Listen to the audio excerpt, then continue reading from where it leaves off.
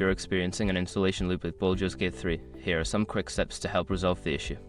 Follow these instructions carefully to get your game up and running. Step 1. Check system requirements. Ensure your computer meets the minimum system requirements for Baldur's Gate 3.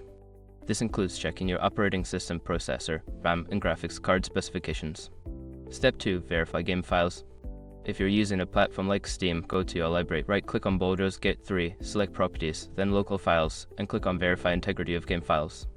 This will check for any corrupted files and replace them. Step 3. Disable antivirus/firewall. Temporarily disable any antivirus or firewall software that might be blocking the installation process. Sometimes these programs can interfere with game installations. Step 4. Run as administrator.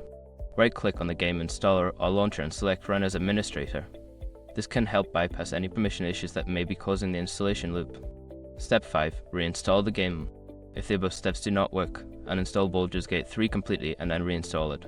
Make sure to download the latest version from the official source to avoid any outdated files.